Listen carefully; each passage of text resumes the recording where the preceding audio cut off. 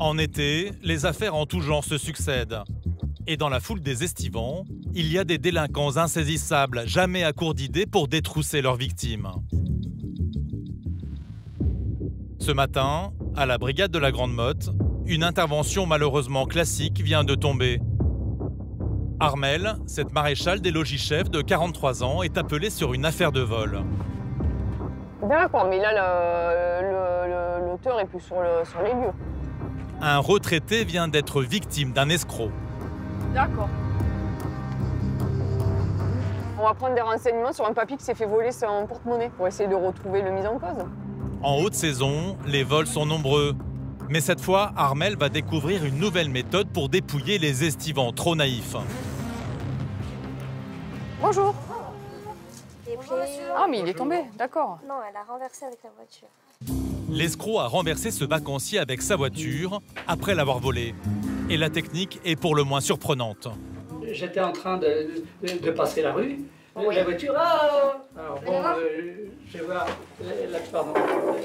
ce qui se passait. Mais vous vous rappelez, on a travaillé ensemble avec votre père, une salade quoi. Oui. Et puis il me dit, tiens, je m'en vais, je vais vous faire un cadeau comme ça. Parce que souvenir du travail, etc. Le cadeau en question, je l'avais là. Ah, alors c'est du toc. Oui, c'est du toc sûrement. Le coup de la bague. L'agresseur appâte sa victime avec ce cadeau, prétextant être une vieille connaissance qui a besoin d'aide.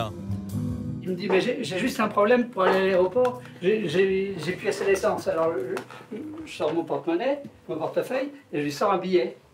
Il m'arrache le portefeuille. Oui. J'ai voulu l'attraper, à ce moment-là, je lui ai donné un grand coup d'accélérateur. Il jette le portefeuille par terre. Ah, il prend la monnaie. Et hop, il s'en va. D'accord. Et comme j'étais à moitié dans la voiture, je suis tombé. Voilà. Oui, parce que vous êtes agrippé à la voiture. Oui. D'accord.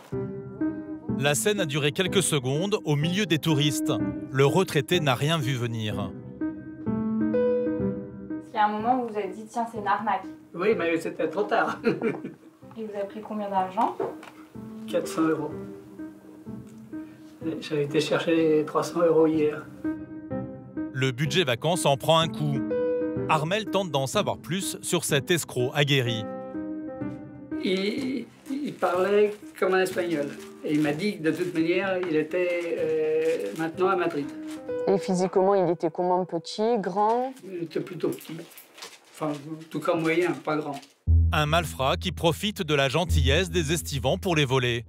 Avec beaucoup de bagou, n'hésitant pas à forcer le passage pour disparaître sans laisser de traces. La prochaine fois, effectivement, Oui, bon, non mais voilà, quand vous ne connaissez pas, vous me restez à l'extérieur et dire écoutez, oui, je ne vous connais pas, vous êtes sûr que... Vous êtes sûr quoi, enfin, voilà. Chaque jour, on compte en moyenne une trentaine de vols de ce type dans l'Hérault. Et la cible est souvent la même. Le problème, c'est que ce style de vol se fait souvent sur les personnes âgées et effectivement, elles sont vulnérables. Elles pensent que tout le monde est gentil, tout le monde est beau, et puis au final, ils se font avoir, et là, ce pauvre monsieur a perdu ses 400 €. C'est pas quotidien, mais ça se passe régulièrement. Évidemment, le monsieur a porté plainte. L'enquête est toujours en cours pour retrouver l'escroc et ses bagues en toc.